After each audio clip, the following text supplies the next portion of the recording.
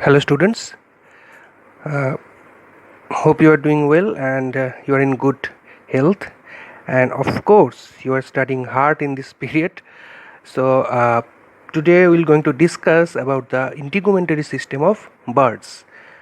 So, I have already completed some of the portions of this topic in college, right? So, let me finish the remaining parts from this topic. But before going into the that remaining parts, let me recap the portions that I have already completed in the college. Okay, so the first slide. Yeah, this is the integumentary system. Actually, the integumentary system is composed of three different parts. Okay, the first one is the skin, the feathers, and the appendages. Appendages means the claws and the beaks present in the bird. So the skin actually covers the major portions of the bird's body, and the skin also contain two types of glands. The one is the outer ear canal and another one is the preen gland. The preen gland is very much important because it is present in the tail region of the bird and also helps the bird for preening its feathers. So what is preening and how this particular gland looks like, I will come later on in different slide. So next one is that the integumentary system is very much important. Why?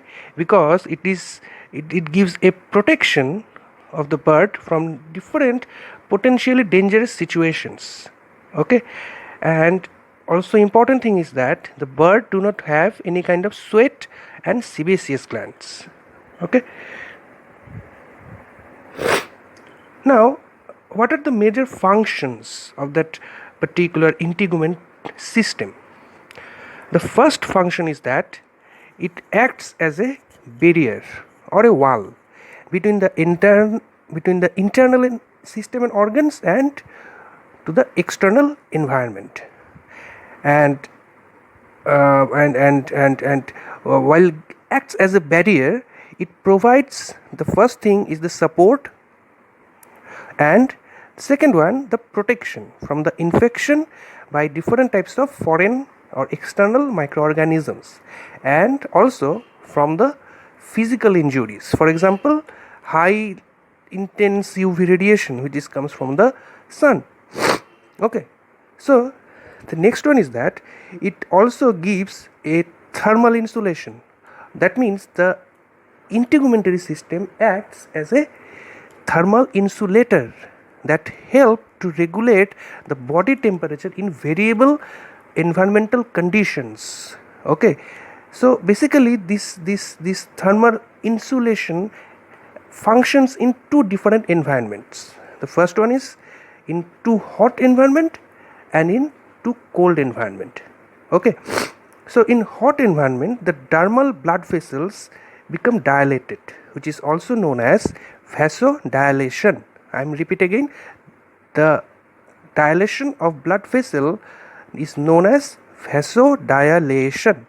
So when the vasodilation is occurred, the vessels carry more blood to the surface and it helps to release or to escape the heat from the body. So the body become cooled in very hot environment. Okay, and the next one is when it is very cold condition. So at that time the dermal blood vessels get constricted, which is known as vasoconstriction. I am repeat once again, when the blood vessels get constricted in cold environment, the process is known as vasoconstriction and it prevent the heat loss from escaping. Okay, so the body retain its heat in colder environment and it acts as a thermal insulation. Okay, now go to the next slide. Yeah, so basically the skin contains numerous nerve endings and different types of neuroreceptors which actually sense the the potential dangerous conditions or harmful situations, and give the bird an information that that situation is very much dangerous for that bird, so the bird get aware of that particular harmful situations.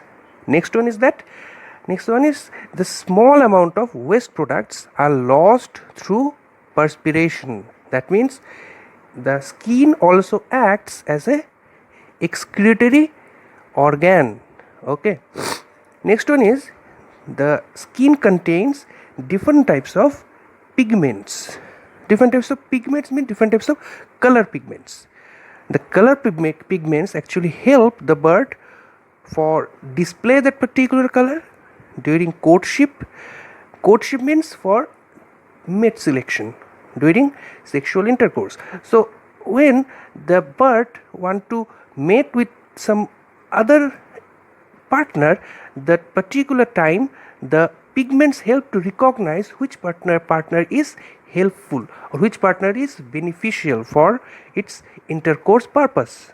And finally, the protection and natural selection.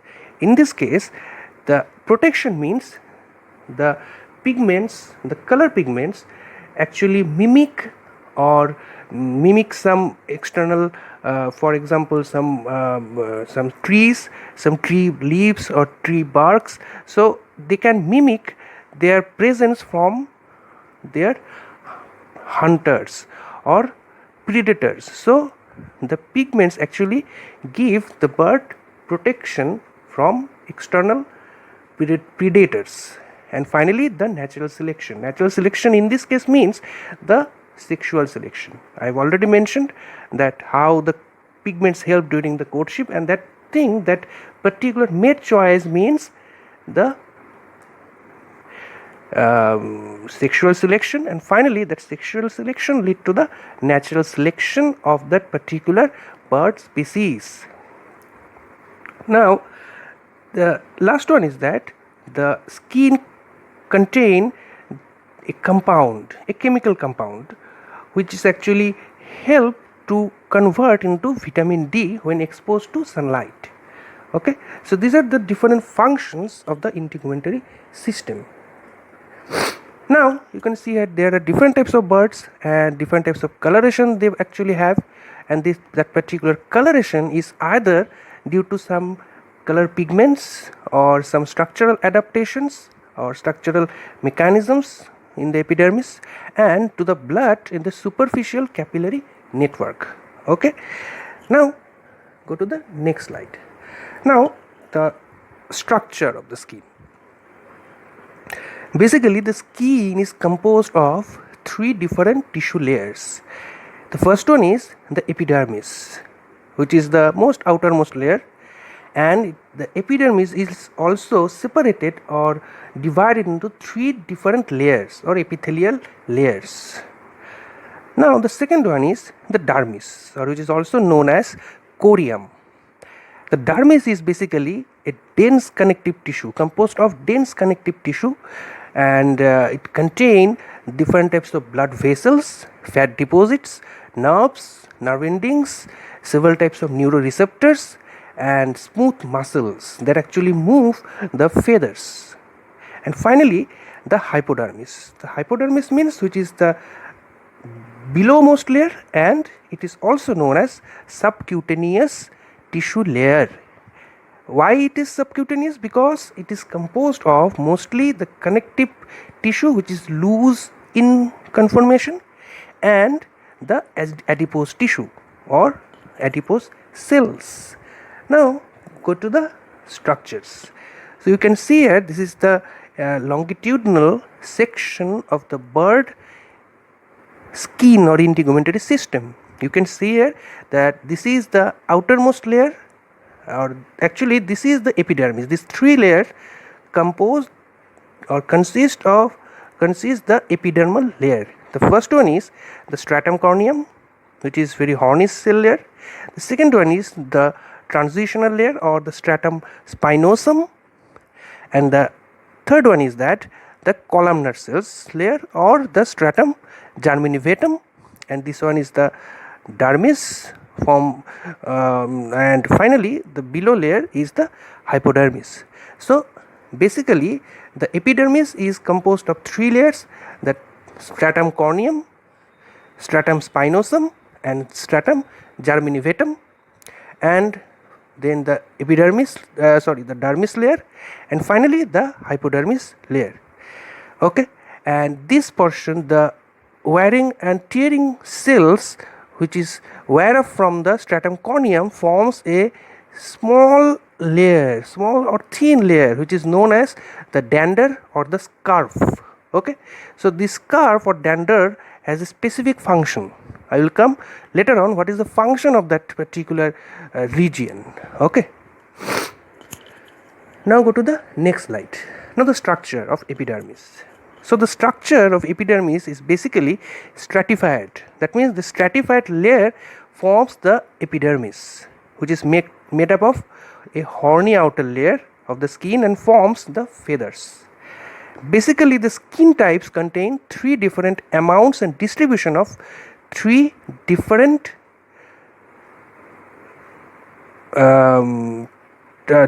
types of you can say that biochemical things like the collagen, the elastin, or keratin. These three are three different chemical composition which helps to form different types of skin layers.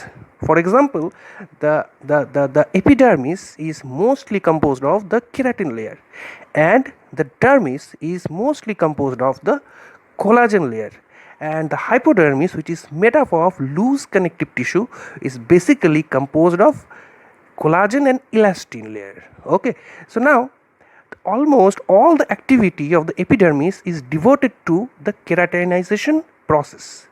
The keratinization process means the synthesis of a very durable fibrous protein, a keratin, that gives the skin surface its strength and also gives a resistance to normal wear and tear. Okay, now go to the next slide. So the basic idea or the take home message of this particular slide is that epidermis is mostly composed of the keratin, and the process of keratinization also often occurs in this epidermis layer. Okay, and this keratinization gives the epidermis a strength and also the resistance. Now there are basically three layers I have already mentioned. That the first one is the flattened layer, the stratum corneum, the outermost layer sorry, and then the transitional layer, the stratum spinosum, and finally the columnar layer or stratum germinatum. The germinatum layer is very much important. Why? Because as the name suggests, germinatum, that means it acts as a germ cell storage. Germ cell means which continuously replacing or replenishing its presence. That means the germinatum layer or stratum germinatum continuously undergo mitosis and replace those cells which is wear off from the stratum corneum layer. Okay, so there are basic three characters are present in epidermal layer. The first one is that the skin surface are replaced continuously throughout the life by mitosis in the epidermal germinatum layer. Next one is, as the outer surface layer wears away or it's lost, the cell layer beneath it replace it. Okay, and the third one is, I have already mentioned the region of scarf or dander. Okay, so the wear off part or the cells which is lost from the epidermis forms a scarf or dander. The dander or scarf provides the nutrition for many parasites. Okay, for example, lice. Now go to the next slide. So these cells called keratinized because the cells of the epidermal layer contains a fibrous protein. I have already mentioned the protein is known as keratin, specifically the beta keratin. So when you will learn about the proteins in your next semesters, you will know that what is the fibrous protein and how it looks like. So now you just keep in mind that the protein which is known as keratin is a fibrous protein which helps for the keratinization process in the epidermis. And besides this keratin, the epidermal layer also contain some extracellular lipids or fats produced by the epidermal cells, and these lipids actually provide a tough permeability barrier that prevents excessive evaporative water loss. Okay, and finally the epidermal lipid may also have some antimicrobial properties and offer protection against ultraviolet light. Okay, and in addition, the epidermal lipid are also used for cosmetic coloration. That means the bird which have different types of colors is also because of they contain different types or different composition of lipids. Okay, so I think you have already learned about the lipids and proteins in your biochemistry part. Okay, so now to the next slide. Now the dermis. What is dermis? So basically dermis is a relatively thin layer and which is compactly or densely packed with dermal cells. So the main or basic characteristics of this dermal cell or the dermis is that the cells contain collagen. It is another type of fibrous protein which is known as collagen and with small amount of elastin. Okay, now another important criteria of dermis is that it contains different types of neuroreceptors and nerve endings. So these neuron receptors and nerve endings provide a good sensory perception from the potential harmful external situations and making the bird aware of that particular situation or some potential prey or the predator's presence. Okay, now the another criteria of dermis is that the dermis contain or well supplied with numerous blood vessels, and the blood vessels never reach into the epidermis. That means if you cut the epidermis, you will not find any kind of blood vessels, or there will be no bleeding indeed. But when the cut is occurred in the dermis, there is a bleeding because the dermis contain blood vessels. Okay, now different types of nutrients, gases, hormones, different compounds are passed from the epidermis to the dermis via diffusion. Okay, now to the next slide, the last layer or the hypodermis. Now what is the characteristics of our hypodermis? There are basically three characteristics. The first one is the cells of the hypodermis is loosely arranged than the dermis. Second character is that the fat is stored in the hypodermis in the adipose cells, which is specialized cells for storage of fats. And finally the air spaces. So that air spaces which is found in the hypodermis, which is actually connect the air sacs of the respiratory system to enhance the ability to fly. Okay,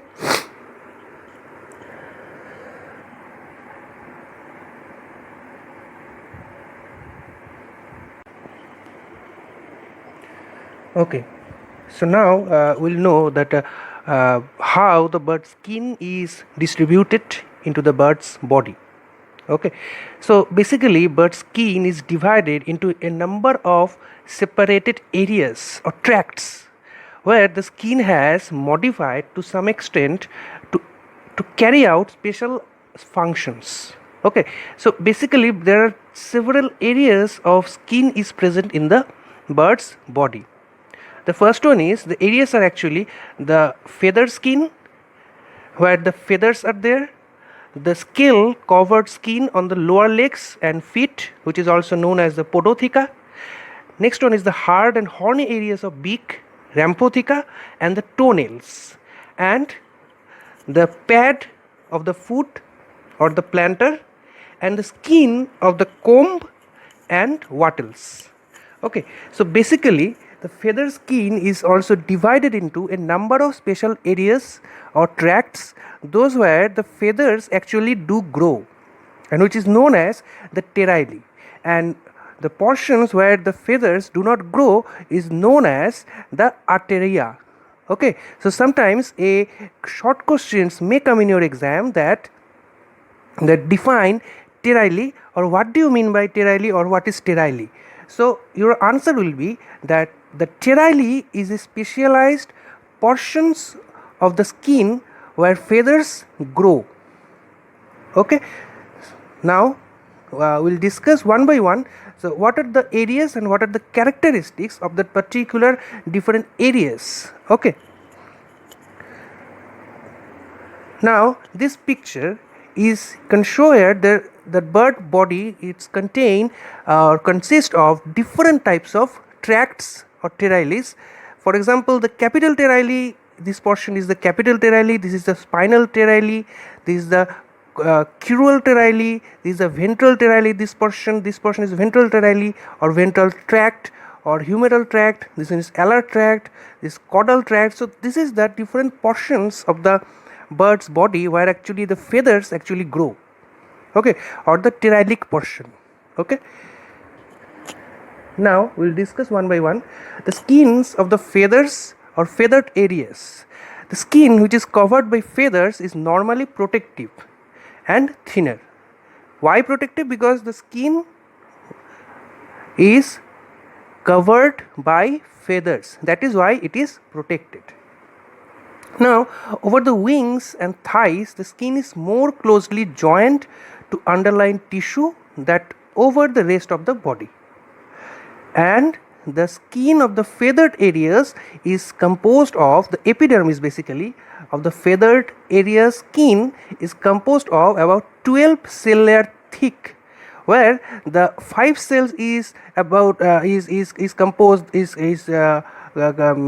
form the stratum corneum, 2 cells form the stratum spinosum, and the 4 to 6 cells form the stratum germinatum.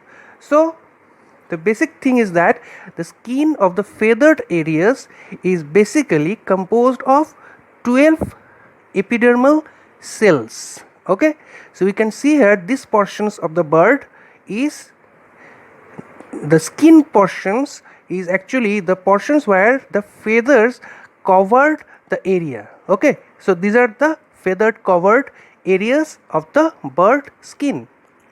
Now go to the next slide. Now you can see here that the skin of the legs and feet, that means this portion. Okay, so these portions are included the lower legs, including the upper side of the toes. That means the lower legs and the upper side of the toes are basically covered by skin which is scaled, that means scale attached with the epidermis.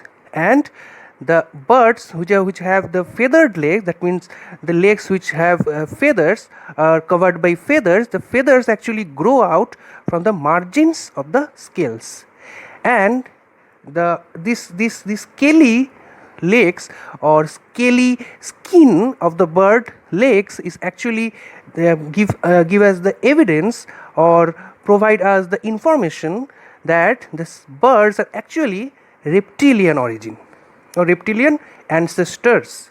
Okay, so basically, and finally the scales are very rich in keratin protein. Okay, now the skins of the foot pad or plantars. So this is the paddy portion, or which is also known as the plantars. Okay, so now the skin beneath the toe and the foot is specialized to withstand the compression caused by the weight of the bird, and it protects the bird when standing and abrasion caused when the foot comes in contact with the rough surfaces. And this portion or the skin of this area is quite thick and retains high degree of flexibility. That means therefore that the flexibility means the skin of the footpad or planters contain most amount of or high amount of elastin molecule, and that elastin molecule gives this footpad or planter skin very flexible, makes it very flexible. Okay, now the skin of the beak. Actually, the beak is composed of two different parts. The first part is known as the internal skeleton of the bone, and the second part is the closely attached layer of keratinized epidermal cell over the bony skeleton. The epidermis of the beak develops a thick and horny layer which is known as the rhampotheca, which is made up of a flattened sheet of cells firmly attached to each other. Okay, and the hard egg tooth that is found in the hatching chicken usually to break out the shell is basically made up of strong calcified keratinized cell, which is not a true tooth. Okay, so basically this is that tooth is actually the egg tooth is actually a form of beak which is strongly calcified and contain keratinized cells. Okay, now to the next slide. The skin of claws and the nails. The skin, the claws are actually keratinized epidermal appendages, and the claw epidermis consists of columns of flattened keratinized cells that remain firmly stuck together. Okay, you can see here this is the claws, and it is basically made up of keratinized and horny epidermal cells which is packed very tightly, and this will form a type of claws. Okay, and these claws are helped to grab the branches of the trees. Okay, now to the next one, the skin of the wattles and combs. So wattles and combs are basically the sexual and the secondary or accessory sexual epidermal structures which is found in the male and female chickens, sometimes in some other birds, on the neck and head. You can see here this is the wattle which is present in the neck region, and this is the comb, and this is the earlobe region. So this is basically a sexual character or accessory sexual character which is developed under the influence of different sex hormones.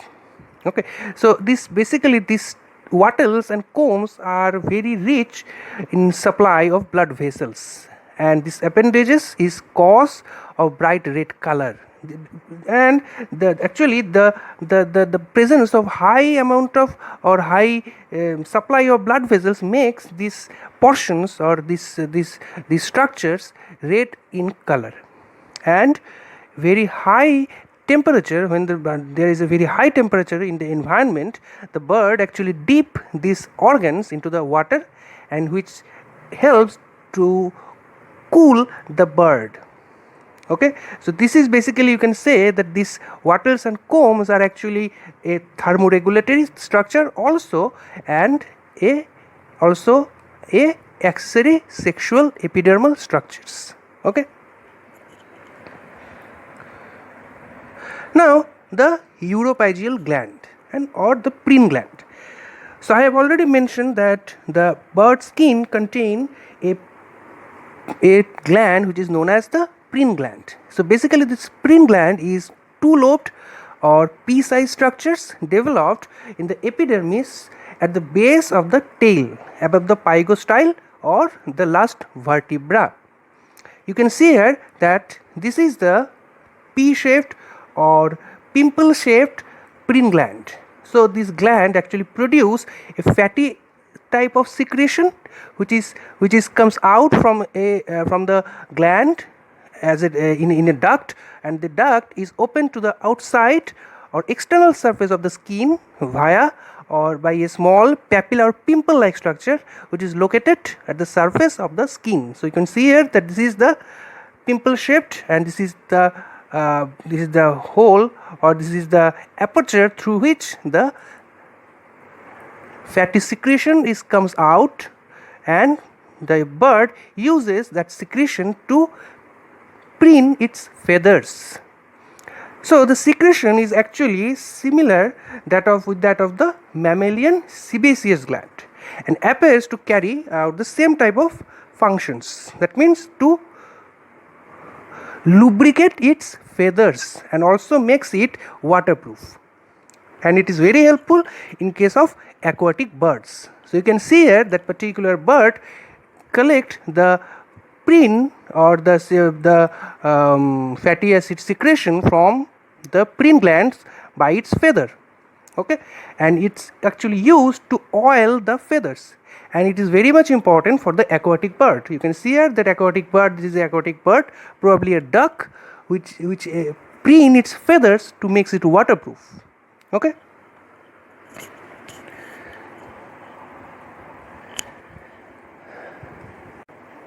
Okay, so now the detailed description of feathers. So this is the feather which is very much unique, present in the avian fauna or in the birds. So this is the most important and unique evolutionary character which is present only in the birds and to define a bird species. So basically there are 7 different types of feathers are found based on the presence of either veins or the hooklets. So what is veins or veined or hooklets, I will describe it later on, but just to remember one thing, that the feather, these 7 types of feathers is basically divided into 2 different types. One is pinaceous, or which is known as the veined, and that comes under the contour feather and the tail feather, and remaining 5 are actually plumaceous feathers, or which lack the hooklets. And within this plumaceous feather, the 5 feathers are basically one is the plumeums, phyloplumes, semiplume, down feather, and bristles. So these are the 7 basic type of feathers are actually found in birds. Okay, now describe one by one. So this is the picture, or you can show here the total 7 different types of feathers are there: wing, down, tail, contour, semiplume, phyloplume, bristles. These are different types of feathers and their structures and their color variations, you can say, their structural modifications. So each feather have different or unique structural features. Okay, so now describe each feathers one by one. Okay, so this is the first one, is the contour feather or wing feather, you can say. So basically this contour feather consists of a shaft. So this is the shaft, a solid, which is a solid tapering elastic structure which runs all around the feather body, and then the inner or outer veins or vexillum. So this is the veins, okay, which slope obliquely towards the tip, and the veins are actually consist of 2 different structures. One is the parallel burbs. So this is the parallel burbs. Okay, so this is the burbs, and from the burbs the barbules comes out, and barbules contain the hooklets. Okay, this is the hooklets. Now the calamus. Now what is calamus? Calamus is a rounded or transparent hollow structure which is present in the base of the feather. So this is the calamus. This is the calamus. You can say here, this is the calamus. Okay, or known as lower shaft or quill. Now the umbilicus. What is umbilicus? Actually, the umbilicus are the is a kind of aperture or hole-like structure present at the inferior side and the superior side. Now inferior umbilicus, or this is the inferior umbilicus, where you can see here, this is the inferior umbilicus, and this is actually a papilla-like structure of the epidermis, which is formed during the feather formation, and finally during the course of embryological development it disappears and leaves a hole-like structure at the proximal end of the feather, which is the inferior umbilicus.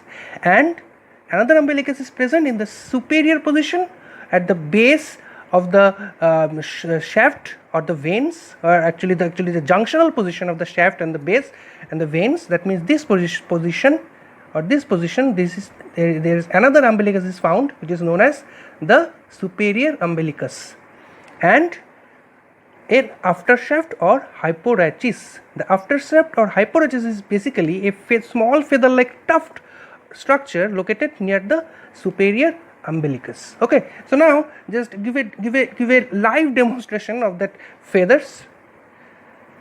So now basically this is a feather, you can see here. Okay, so this feather is composed, the feather is composed of a body, or it is known as the rachis. Okay, this is the rachis, this is the calamus, this portion is the calamus. Okay, this is the veins, these are the veins, these are the veins, and this is the aftershaft, this tuft feather like structure, small hair like or feather like structure, this is the aftershaft. Okay, and this is the the inferior umbilicus, this is the inferior umbilicus, and here is the superior umbilicus is present. Okay, now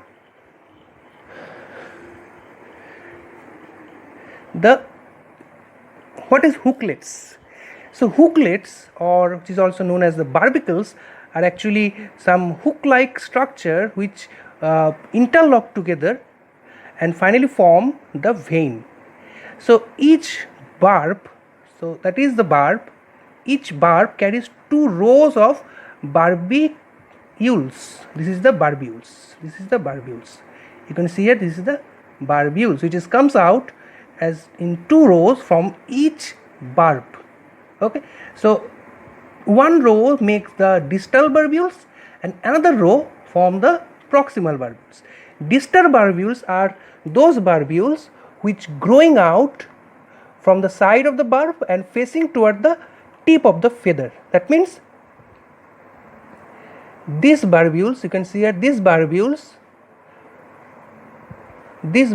are growing from the side of the barb, this is the barb, and facing toward the tip of the feather. So this is the tip, this will be the this might be the tip of the feather, and you can see at the barbules are originated from the barb and grow towards the tip of the feather, and this barbules is known as the distal barbules, and this one is the proximal barbules. The opposite row is the proximal barbules, and this each barbules contain a hook-like structure which is known as the barbicles or hooklets. You can see here this hook-like structure, these are different hook-like structure, and these are the barbicles or the hooklets. So basically the hooklets interlocked with each other. You can see here there is the interlocking structure is present. So each hooklet or each barbicles interlock with the neighboring barbicle and form a continuous smooth and strong surface. So basically the barbicles or hooklets are actually an interlocking structure which interlocked with each other. So the distal barbules contain hooklets and the proximal barbules contains also same type of hooklets but in different orientation. And finally the distal barbule, the hooklets contained in the distal barbule make an interlocking structure with the proximal barbule and form a smooth strong surface of the veins. Okay, so the smooth structure which is found in the veins is basically formed because of the interlocking of the barbicles or hooklets. Okay, so and the main wing feather is known as actually the remiges. So sometimes a short question or in your viva voce someone can ask you that what is remiges. So the answer will be the wing feather or the feathers which is actually helped during the flight or is known as the remiges or wing feather. Okay. Now the tail feather. What is tail feather? So tail feather is actually another type of feather which is also known as the rectrices. Okay, I am repeating again, the rectrices is the tail feather, and the structure is quite similar than that of the wing feather. Okay, and these feathers actually support during the flight. How? It gives the precision during the flight, and precision means the steering. It helps to steer out the bird into different direction, and typically the bird have 6 pairs of feathers on the tails. Importantly, some tail feathers are evolved as a sexual characters or secondary sexual characters, or acts as an ornament, and it is totally useless in flight. A very common example is peacock. You can see here, there you can see in peacock that the peacock has a very gorgeous ornamental tail feather. Okay, but this tail feather is totally useless for flight. Okay. Now the plumules. What is plumules? So plumules is basically found beneath the contour feathers, and where they actually form a soft and downy undercoat. Okay, so and the most important thing is that plumules do not interlocked by the hooklets to form the veins. That means in plumules the veins are actually free. That means the barbs and barbules are totally free of interlocking, and these feathers are actually helps to trap the air and to conserve the warmth or the warmth. Okay, so this is the feathers which do not have the interlocking structure. This is the basic or most important character of the plumules. Okay, now the phyloplumes. You can see from the structure that phyloplumes also do not contain the interlocking structures between their veins, but their barbs and barbules are also very small in number, and it's confined to the apex of the shaft. This portion only contain the barbs and barbules, and it is very small and hair-like structure. You can see here, this is the rachis and this is the calamus. Okay. Now the semiplume. So semiplume, it is present, or it is actually hidden beneath other feathers of the body, and it also have a developed from a central rachis, but it also do not contain the hooklets or barbules, and it create a fluffy insulating structure. A fluffy structure is formed by these semiplumes. Okay, so you can see here also that the veins are free from the interlocking structures, and the barbs and barbules are also freed. There is no hook-like structure is present, so it forms a fluffy structure. Okay, and it also helps during the insulation. Now the down feather. The down feather is actually found in nascent bird or bird hatchlings. It has a coat of short fluffy down which closely resembles plumules. So down feathers looks exactly like plumules. It also do not have any interlocking structures. All the barbs and barbules are free, and it also has some different radiating barbs, and first mold of the juvenile feather replaces with that fluffy down feather. Okay, you can see here also, this is the calamus and this is the rachis, and from the rachis the barbs are radiating out, and there are no such interlocking structure is present. Okay. Now the bristles. Bristles is actually confined to the mouth and eyes of the birds, and these are actually some sensory structures which help to sense, which help during the sensation or sensory ability of the bird. Okay, so it is actually aid in the sensory ability of the birds, and it is quite comparable with the mammalian eyelashes. So you can see here that this is totally hair-like structure. This is the rachis, this is the same barbs, and this is the calamus, but in this case the barbs or the, you can see the barbules, is actually confined at the base of the shaft or feather body. Okay, so up to this is the integumentary structure of the birds. So now I will give you some assignments, that means some questions. You have to solve it accordingly and submit it to me within the stipulated time. Okay, so thank you dear students for your attention, and obviously stay home and stay safe, and of course study hard. Okay.